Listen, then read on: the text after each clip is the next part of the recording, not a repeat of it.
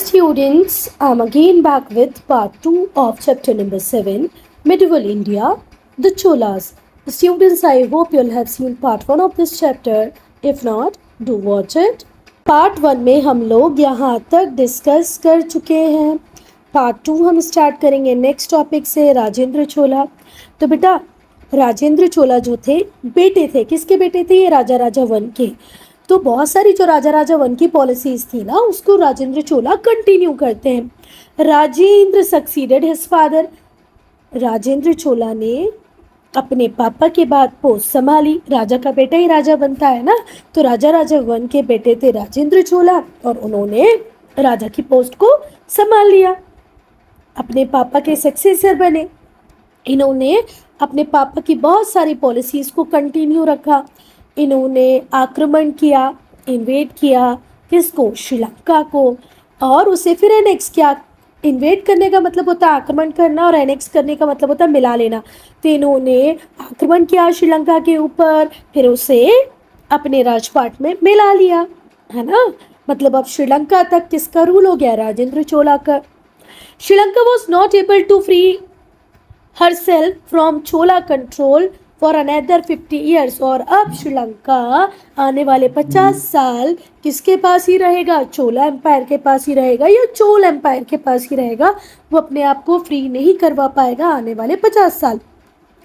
तो first paragraph में हमने बोला या हमने पढ़ा कि राजेंद्र चोला सक्सेसर थे राजा राजा वन के. राजा राजा वन पापा थे किसके? राजेंद्र चोला के. तो राजेंद्र चोला ने बहुत सारे अपने पापा की पॉलिसीज़ को आगे कंटिन्यू रखा.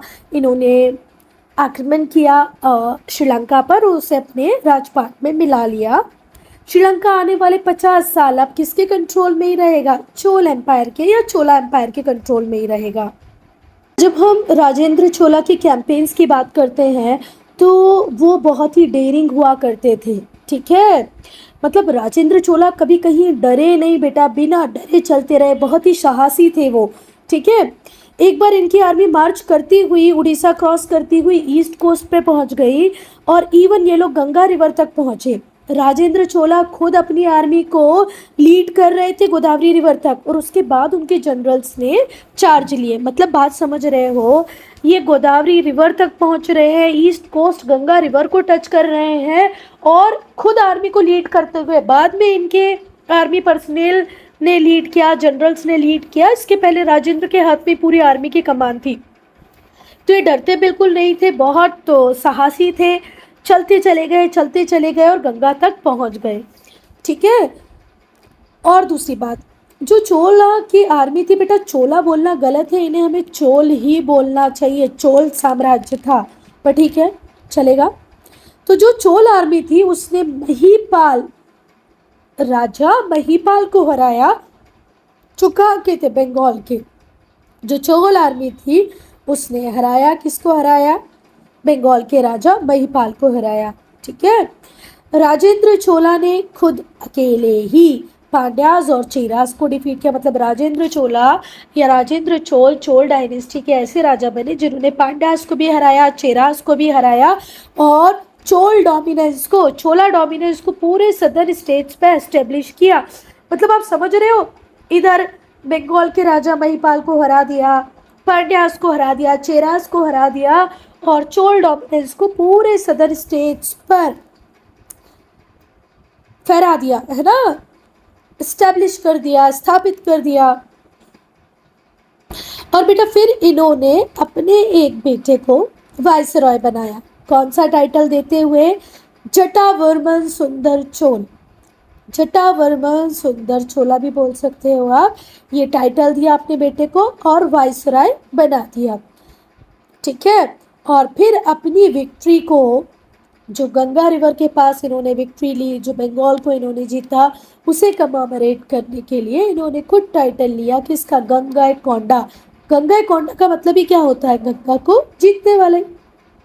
तो इन्होंने कौन सा टाइटल लिया? गंगाईकोंडा का टाइटल लिया और इसी जीत की खुशी में नई कैपिटल बनाई जिसका नाम था गंगाईकोंडा चोलापुरम, जो आज के तमिलनाडु में है. फिर से ध्यान से सुनो, राजेंद्र चोला बहुत ही साहसी राजा थे. ये उड़ीसा होते हुए गंगा रिवर तक पहुँचे, खुद आर्मी को लीड कर रहे थे. फिर इनके जनरल्स ने उनकी हेल्प की। इन्होंने सक्सेसफुली महिपाल जी को हरा दिया, पांड्यास को हराया, चेरास को हराया। अपने एक बेटे को टाइटल दिया जटावर्मन सुंदर चोल का, और अपनी जीत की खुशी मनाने के लिए कौन सा टाइटल लिया? गंगाईकोंडा। गंगाईकोंडे का मतलब क्या होता है? गंगा को जीतने वाले। और फिर इन्होंने इसी खुशी में एक नई कैपिटल बनाई, गंगाईकोंडा चोलापुरम। बेटा इनके और साहसिक कदमों की अगर हम बात करें, डेयरिंग कैंपेन्स की बात करें, तो वो थे साउथ ईस्ट एशिया में। सेंचुरी से जो इंडियन मर्चेंट्स थे, पता नहीं कितने ही 100 सालों से भारत के जो व्यापारी थे वो ट्रेड कर रहे थे किसके साथ? बहुत सारी साउथ ईस्ट एशियन कंट्रीज के साथ। Various parts of south east Asia and southern China. China के साउथ पार्ट से भी ये डील करते थे, साउथ ईस्ट एशियन कंट्री के साथ ये डील करते थे थ्रू स्ट्रेट्स ऑफ मलक्का। कौन से स्ट्रेट से? Straight of Malacca. अभी भी तुम लोगों ने सुना होगा स्ट्रेट ऑफ मलक्का कितना इंपॉर्टेंट है ना? तो ये लोग स्ट्रेट ऑफ मलक्का के through south east Asian country से, साउथ चाइना से डील करते थे। और बेटा स्ट्रेट ऑफ मलक्का एक ऐसी जगह है जो बहुत ही ज़्यादा न्यूज़ में रही है अभी थोड़े टाइम। तो जब स्ट्रेट ऑफ हॉर्मूज बंद था तब भी, चाइना और हमारे बीच में कोई इशू होता है तब भी।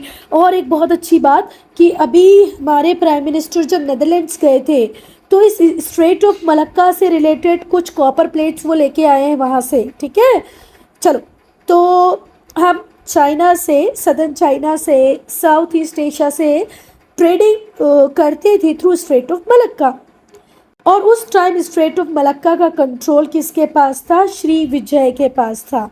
कि अब श्री विजय का कंट्रोल है स्ट्रेट ऑफ मलक्का पे, तो श्री विजय चाहेंगे ना कि यहाँ से जो भी ट्रेडिंग हो रही हो, जो मर्चेंट जा रहे हो आ रहे हो, वो मुझे ट्रिब्यूट पे करे। तो as the merchant of Shri Vijay ने यहाँ पर प्रॉब्लम क्रिएट करना चालू कर दी इंडियन मर्चेंट्स के लिए। श्री विजय के जो मर्चेंट्स थे, है ना, उन्होंने यहाँ पर प्रॉब्लम क्रिएट करने चालू कर दी इंडियन मर्चेंट्स के लिए। तो जो इंडियन मर्चेंट्स थे उन्होंने राजेंद्र चोला को बोला कि, अपील की कि आप हमारी मदद करो। देखो हम स्ट्रेट ऑफ मलक्का से इधर उधर अपना सामान ले जाते हैं, जो श्री विजय के मर्चेंट्स हैं और खुद जो श्री विजय है वो हमारे लिए प्रॉब्लम क्रिएट कर रहे हैं, तो प्लीज़ आओ आप हमारी हेल्प करो। तो राजेंद्र चोला ने बोला बिल्कुल मैं तुम्हारी मदद करूँगा। उन्होंने बहुत बड़ी नेवी भेजी, किसको हराने के लिए? श्री विजय को हराने के लिए, जो एक्चुअल में उस टाइम इंडोनेशिया वाले पार्ट के रूलर हुआ करते थे।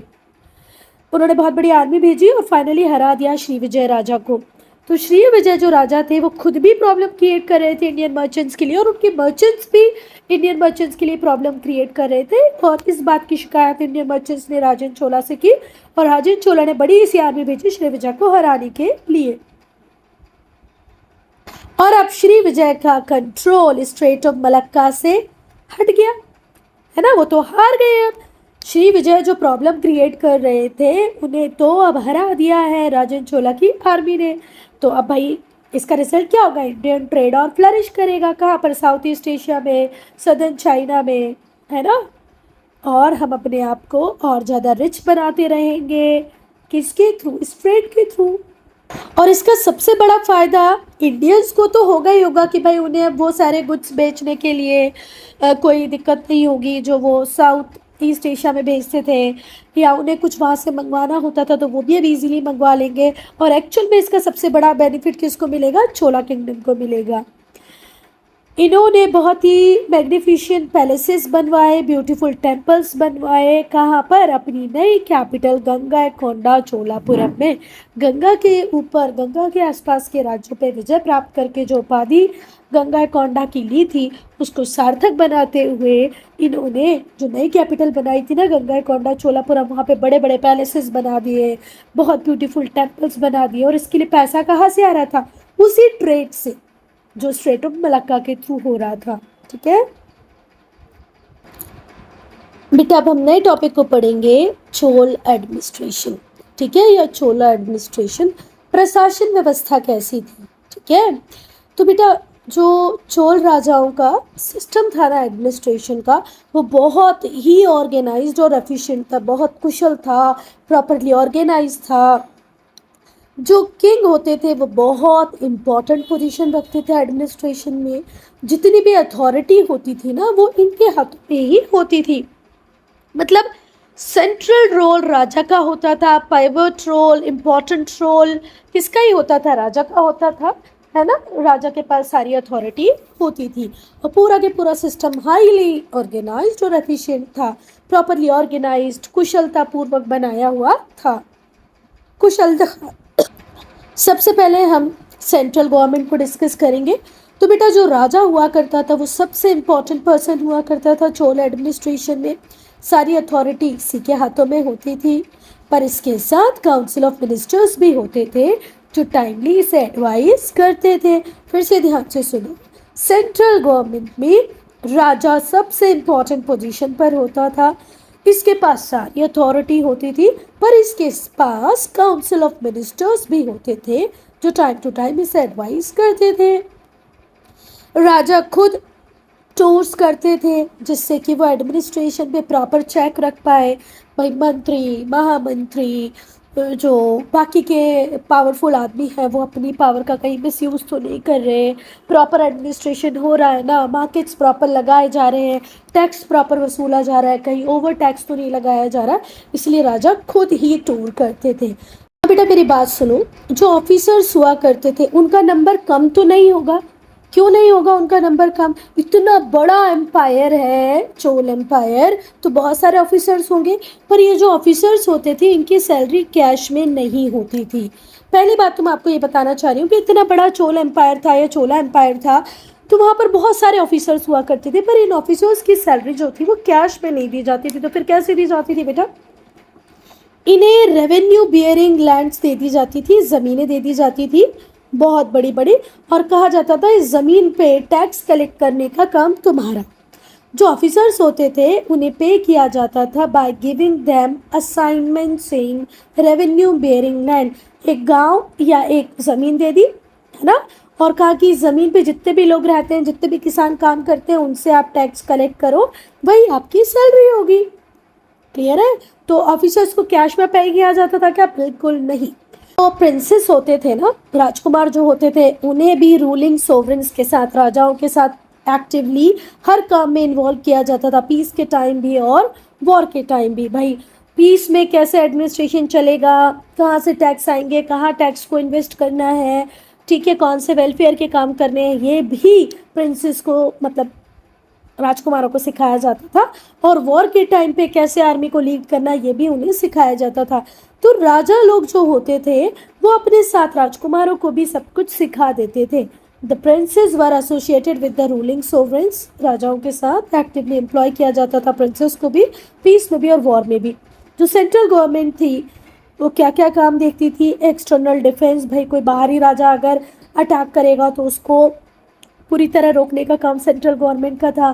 कंट्री के अंदर, मतलब साम्राज्य के अंदर शांति बनी रहे, ऑर्डर बना रहे, है ना, कोई किसी का मर्डर ना करे, चोरी ना हो, सब कुछ प्रॉपरली चले, ये सब देखने का काम सेंट्रल गवर्नमेंट का था। साथ ही साथ जनरल प्रॉस्पेरिटी को प्रमोट करना। जनरल प्रॉस्पेरिटी को प्रमोट कैसे कर सकते हो आप, वेलफेयर स्कीम्स ला करके, कि भाई पानी गिर गया, फसल बर्बाद हो गई, आप टैक्स मत लो, थोड़ी सी जो आपके हॉस्पिटल्स वगैरह होते हैं वो बनवा दो। तो उस टाइम में भी ऐसा नहीं था बेटा, औषधालय होते थे जहाँ पर लोगों को औषधि मिलती थी, तो राजा बहुत सारे औषधालय बनवा देते थे, गुरुकुल्स को फंडिंग देते थे और बहुत सारी वेलफेयर स्कीम्स चलाते थे।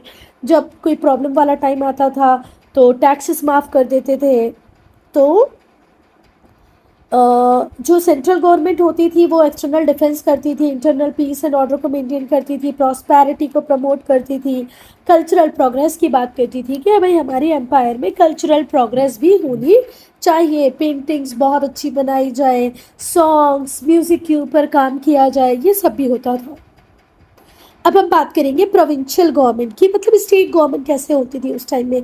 तो जो चोल एम्पायर था वो डिवाइडेड था मंडलम्स में या प्रोविंसेस में, मंडलम और प्रोविंसेस सेम ही है, ठीक है। पूरा के पूरा जो चोला एम्पायर था वो डिवाइडेड था मंडलम में, प्रोविंसेस में, और फिर ये जो मंडलम्स थे फर्दर डिवाइडेड थे, और भी इनके छोटे छोटे पार्ट्स थे, और जो छोटे पार्ट होते थे उसे वलनाडु या नाडु कहते थे और कई जगह कोट्टम भी कहते थे। तो जो चोला साम्राज्य था, ये जो चोल साम्राज्य था वो मंडलम्स में डिवाइड था, फिर मंडलम्स फर्दर वलनाडु में और नाडु में डिवाइडेड थे। जो प्रिंसेस होते थे ना रॉयल फैमिली के, जो रॉयल फैमिली के राजकुमार होते थे, उन्हें ही प्रोविंस का गवर्नर बना के भेज दिया जाता था, जाओ वहाँ काम सीखो। सेंट्रल एडमिनिस्ट्रेशन तो हम देख रहे हैं, स्टेट एडमिनिस्ट्रेशन आप देखो। तो बेटा याद रखना, जो चोल एम्पायर था वो मंडलम्स प्रोविंसेस में डिवाइड था, फिर मंडलम्स वलनाडु नाडु में डिवाइडेड थे, और इनको डील करने के लिए गवर्नर बना के भेजा जाता था रॉयल फैमिली के प्रिंसेस को। और बेटा वैसे तो आपकी बुक नहीं बता रही है, फिर भी अगर कहीं पर मैंने ऐसे पढ़ा था कि 9 प्रोविंसेस में या 9 मंडलम्स में डिवाइड था चोल एम्पायर, है ना। चोल एम्पायर कितने मंडलम्स में प्रोविंसेस में डिवाइड था? 9। मंडलम वापस से वलनाडु और नाडु में डिवाइडेड थे, ठीक है। पहले मंडलम वलनाडु और फिर वलनाडु नाडु में डिवाइडेड थे, और इनको सुपरवाइज करने के लिए राजकुमारों को भेजा जाता था। अब हम बात करेंगे लोकल सेल्फ गवर्नमेंट की। तो जो चोलास थे वो बहुत ही बढ़िया एडमिनिस्ट्रेटर थे। चोल साम्राज्य में जितने भी राजा रहे वो बहुत अच्छे प्रशासक रहे, है ना। प्रशासन बहुत अच्छे से उन्होंने चलाया। उनका ये सोच ना था कि लोकल लेवल पे भी गवर्नमेंट होनी चाहिए, लोकल सेल्फ गवर्नमेंट होनी चाहिए। बहुत सारे जो विलेजेस थे ना, उनमें एडमिनिस्ट्रेशन गवर्नमेंट ऑफिशियल्स नहीं देखते थे, विलेजर्स खुद देखते थे। मतलब ग्रास रूट लेवल तक डेमोक्रेसी थी अंडर चोल एम्पायर, क्योंकि विलेज एडमिनिस्ट्रेशन को गवर्नमेंट ऑफिशियल्स नहीं देखते थे, विलेज के जो लोग थे, विलेजर्स थे, वो खुद देखते थे। ये जो विलेजेस थे, यहाँ पर 3 टाइप की असेंबली होती थी। गांव में 3 टाइप की असेंबली होती थी, विलेज असेंबलीज होती थी, जिनके नाम हैं, क्या थे इन विलेज असेंबलीज के नाम? उर, सभा, नगरम, और सभा, नगरम, ठीक है। विलेजेस में 3 टाइप की असेंबलीज होती थी, जिनका नाम था उर, सभा और नगरम। लॉन्ग इंस्क्रिप्शंस मिलते हैं विलेज टेम्पल्स की वॉल्स पे जो डिटेल्स देते हैं कि उर सभा को कैसे ऑर्गेनाइज किया जाता था, ठीक है।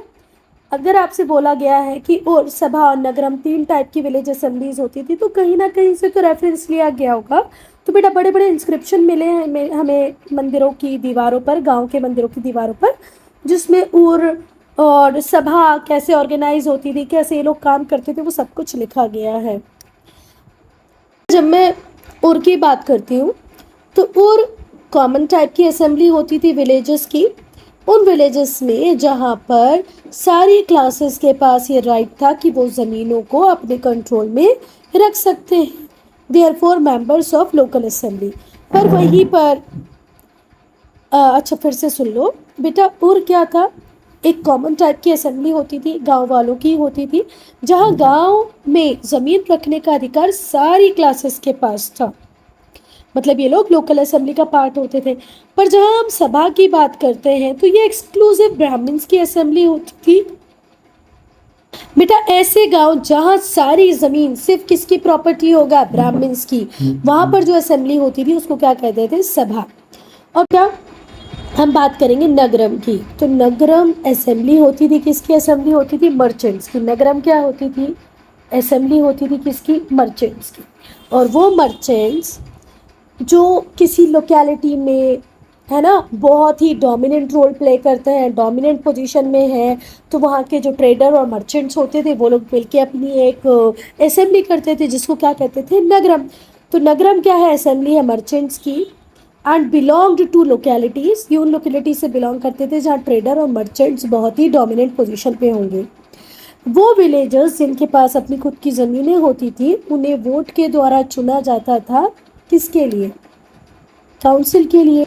वो गांव के लोग जिनके पास ज़मीनें होती थी, उनको चुन लिया जाता था वोटिंग के थ्रू। किसके लिए? काउंसिल के लिए। The life and work of villagers were discussed. जो जीवन था गांव वालों का, जो काम था, उसे डिस्कस किया जाता था इन काउंसिल्स में, ठीक है। समझ में आ गई बात? काउंसिल बनाई हम लोगों ने हमारे आपस के डिस्कशन के लिए थी। फिर से ध्यान से सुनो बेटा, वो गांव वाले जिनके पास खुद की ज़मीनें होती थी उन्हें चुना जाता था किसके थ्रू, वोटिंग के थ्रू, काय के लिए, काउंसिल के लिए। और फिर इन्हीं काउंसिल में बैठकर एक विलेजर्स को क्या प्रॉब्लम हो रही है, उसका काम कैसे चल रहा है, बाकी चीज़ें कैसे चल रही हैं, ये डिस्कस की जाती थी कहाँ पर, काउंसिल में। और बेटा ये जो काउंसिल की बैठक होती थी ना, जो सारे लोग आपस में मिलकर अपनी प्रॉब्लम्स बताते थे, उसका सोल्यूशन लेते थे, यहाँ पर हम देखते हैं कि लोग बहुत ज़्यादा यूनाइटेड हो जाते थे, है ना। जो पॉपुलर स्ट्रेंथ थी चोल साम्राज्य की वो एक्चुअल में यहीं से आती थी, क्योंकि लोग बहुत ज़्यादा यूनाइटेड थे और हैप्पी भी थे, क्योंकि उनकी छोटी हर बड़ी हर बात को सुना जाता था। तो ये सोर्स था किसका, पॉपुलर स्ट्रेंथ का, क्योंकि यहाँ पर लोग आकर जब अपनी बातों को डिस्कस करते थे तो ज़्यादा कनेक्टेड यूनाइटेड फील करते थे। जितने भी अफेयर्स होते थे जो विलेज से जुड़े होते थे, जैसे टैक्स को कलेक्ट करना, छोटे बड़े झगड़ों को सॉल्व करना, डिस्प्यूट सेटलमेंट, वाटर कहाँ पर आएगा, कैसे एलोकेट होगा, किसको मिलेगा किसको नहीं मिलेगा, कहाँ ज़्यादा जाएगा कम जाएगा, ये सब देखने का काम कौन करती थी, कमिटीज़, छोटी छोटी स्पेशलाइज्ड कमेटी बना दी थी अलग अलग कामों के लिए, कि भाई तुम टैक्स कलेक्ट करोगे, तुम डिस्प्यूट को रिजॉल्व करोगे, तुम पानी के एलोकेशन को देखोगे। ये काम कौन करती थी, कमिटीज़। और हर कमेटी अपने काम में परिपक्व थी, बहुत अच्छे से अपना काम करती थी, मतलब लोगों को सेटिस्फाई कर देती थी। अब बेटा जो मंदिर होते थे ना चोल एम्पायर में, चोला किंगडम में, वो सोशल एक्टिविटीज़ का सेंटर होते थे। बहुत सारी सोशल एक्टिविटीज़ मंदिरों में ही होती थी। मंदिर सिर्फ पूजा के लिए नहीं होते थे कि वर्शिप का प्लेस है, बस वर्शिप तो वहाँ पर होती थी, पर ये वो प्लेसेस भी हुआ करते थे, मंदिर वो प्लेसेस भी हुआ करते थे जहाँ लोग इकट्ठे होते थे बहुत सारी सोशल एक्टिविटीज़ के लिए। बहुत सारी सोशल एक्टिविटीज़ हैं जो चोल टेम्पल में होती थी। तो क्या क्या सोशल एक्टिविटीज़ होती थी बेटा, यहाँ पर क्राफ्ट प्रोडक्शन होता था, म्यूज़िक, डांसिंग, छोटे छोटे फंक्शंस, है ना। तो जो मंदिर थे वो वर्शिप के लिए तो यूज़ होते ही थे, पर वहाँ पर बहुत सारी सोशल एक्टिविटीज़ भी होती थी, वो सोशल एक्टिविटीज़ के सेंटर थे, है ना। यहाँ पर लोग इकट्ठे होते थे, भाई किसी का मुंडन हो रहा है, म्यूज़िक शोज़ हो रहे हैं, डांस परफॉर्म किए जाते थे, क्राफ्ट प्रोडक्शन यहाँ पर होता था। कुछ मंदिर के पास तो बेटा बहुत बड़ी बड़ी ज़मीनें थी, ठीक है, and participated in inland and overseas trade. कुछ मंदिर तो ऐसे थे जिनके पास इतनी ज़्यादा ज़मीनें थी, इतना सरप्लस प्रोडक्शन उनके पास होता था कि वो इनलैंड ट्रेड भी करते थे, मतलब आसपास में ट्रेड भी करते थे, और ओवरसीज ट्रेड भी करते थे, इंटरनेशनल ट्रेड में भी इनका रोल था। ये जो ज़मीनें थी मंदिरों को दान देने वाले बहुत बड़े बड़े व्यापारी होते थे, राजा महाराजा होते थे, इन्होंने मंदिरों को अपनी बड़ी बड़ी ज़मीनें दान दे दी थी। और जो बड़े बड़े लोग मंदिरों को ये ज़मीनें दान में दे देते थे, राजा व्यापारी वगैरह, इन्हें क्या कहा जाता था, ज़मीनों को क्या कहा जाता था, देवदान या देवदया। फिर से मेरी बात सुनो बेटा, अगर किसी को कन्फ्यूजन है तो, वो ज़मीनें जो दान में दे दी जाती थी मंदिरों को, उन्हें किस नाम से जाना जाता था, देवदया या देवदान, ठीक है। कुछ केसेस में जो राजा होते थे वो मंदिरों को ज़मीन दान नहीं देते थे, बोलते थे कि भाई इस गांव से जो भी टैक्स कलेक्ट होगा, लैंड रेवेन्यू कलेक्ट होगा, वो मंदिरों को ही जाएगा।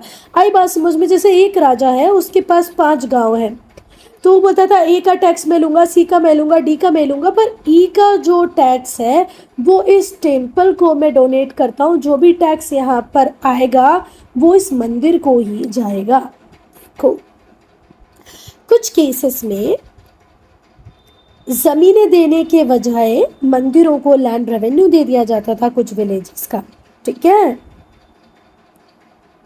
क्लियर है। और वहाँ जितने भी गांव वाले लोग रहते थे ना, विलेजर्स थे, उनसे कहा जाता था कि भाई आपका जो टैक्स है वो हम नहीं लेंगे, आपका जो लैंड रेवेन्यू वो हम नहीं लेंगे, वो आपको मंदिर को देना है। आप चाहो तो मंदिरों को प्रोड्यूस दे दो, गेहूँ दाल चावल जो पैदा किया वो दे दो, या गोल्ड दे दो टेम्पल की ट्रेजरी में, टेम्पल का जो खजाना है उसमें। फिर से ध्यान से सुनो, कुछ केसेस में मंदिरों को ज़मीन दान में नहीं दी जाती थी, उन्हें असाइन कर दिया जाता था कि भाई ये लैंड रेवेन्यू जो इस विलेज से आने वाला है वो आपको ही दिया जाएगा। और कंसर्न विलेजर्स को, उस गांव के जो लोग होते थे, उनको इंस्ट्रक्ट कर दिया जाता था कि आपको लैंड रेवेन्यू राजा को नहीं देना है, आपको मंदिरों को देना है, चाहो तो आप प्रोड्यूस में दे दो, चाहो तो गोल्ड में दे दो, ठीक है। और बेटा जो मंदिर होते थे ये बहुत बड़े एम्प्लॉयमेंट प्रोवाइडर हुआ करते थे, बिगेस्ट एम्प्लॉयर हुआ करते थे। सरकार के बाद अगर नौकरियां कोई प्रोवाइड करता था चोल एम्पायर में, चोल डायनेस्टी में या चोला डायनेस्टी में, तो वो कौन ही होते थे? मंदिर। सबसे बड़ा एम्प्लॉयर कौन होता था? राज्य, मतलब स्टेट। उसके बाद दूसरे नंबर पे किसका नाम आता था? मंदिरों का। ये बहुत सारे काम लोगों को देते थे और उनकी सैलरी भी प्रॉपर टाइम पे देते थे। Providing works and means of livelihood, जीविका का साधन मंदिरों से था। बहुत सारे लोगों को यहाँ पर काम मिल जाता था, है ना। लार्ज नंबर ऑफ पीपल यहाँ पर काम करते थे, उनका सोर्स ऑफ लाइवलीहुड ही मंदिर था। जो मंदिर था वो वर्कर्स के वेलफेयर का पूरा ध्यान रखता था, उन्हें फूड प्रोवाइड करता था, क्लोथिंग प्रोवाइड करता था, हाउसिंग फैसिलिटी प्रोवाइड करता था।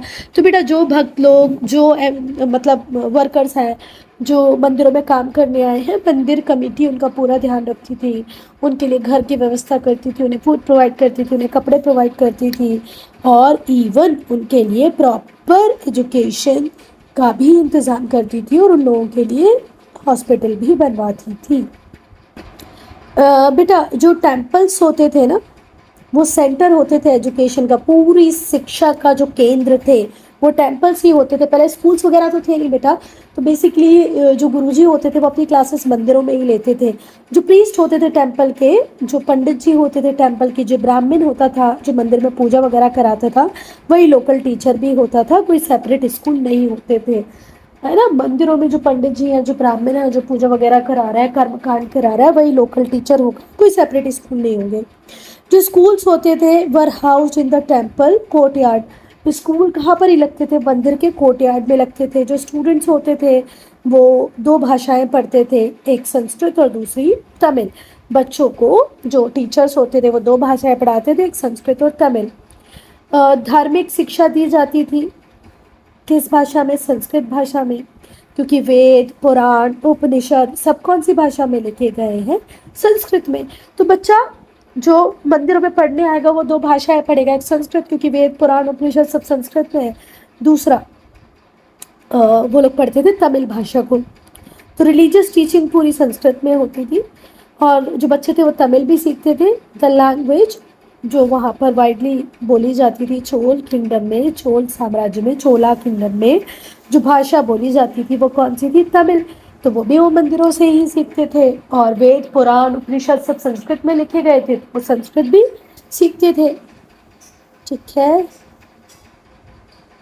बेटा, अगर हम तमिल की बात करें ना तो तमिल के ऊपर बहुत इन्फ्लुएंस है संस्कृत लैंग्वेज का। बहुत सारे संस्कृत के जो वर्ड हैं वो आपको तमिल भाषा में मिल जाएंगे। Tamil was influenced by Sanskrit and gradually incorporated a number of Sanskrit word.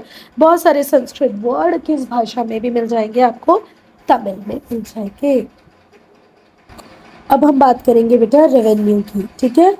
तो जो रेवेन्यू था चोल किंगडम का या चोला किंगडम का, वो कहाँ से आता था? टैक्सेस ऑन लैंड, ज़मीनों के ऊपर, खेती किसानी जहाँ होती थी उसके ऊपर टैक्स लगा दिया जाता था। जो प्रोड्यूस होती थी ज़मीन की उसके ऊपर आपको टैक्स देना पड़ता था। ट्रेड के ऊपर आपको टैक्स देना पड़ता था, आप जो भी व्यापार करोगे उसके ऊपर टैक्स दो, जो प्रोड्यूस हुई उसके ऊपर टैक्स दो, जो ज़मीन आपके पास है उसके ऊपर टैक्स दो। थोड़ा जो पार्ट था रेवेन्यू का वो राजा रख लेते थे, बाकी पार्ट का वो यूज़ करते थे पब्लिक वर्क्स के लिए। रोड बनाते थे, टैंक बनाते थे, जो बड़े बड़े गवर्नमेंट ऑफिशियल्स थे उनकी सैलरी देते थे। On paying for the upkeep of the army, army को भी मेंटेन करना ज़रूरी था, उनको पे करते थे। मंदिर बनवाते थे, मंदिरों में जो ब्राह्मण्स हैं उनकी सैलरी देते थे। जो टैक्सेस थे ज़मीनों के ऊपर बेटा, ज़मीन के ऊपर जो कर लगाया जाता था, द टैक्सेस ऑन लैंड, उसको कलेक्ट कौन करता था? Officials from the village council. Village council के जो ऑफिशियल्स थे वो कलेक्ट करने का काम करते थे टैक्सेस को। किसके ऊपर? ज़मीन के ऊपर। बेटा इस वीडियो को मैं यही ऐड कर रही हूँ, हम चोल आर्ट से या चोला आर्ट से पार्ट 3 में पढ़ेंगे, ठीक है।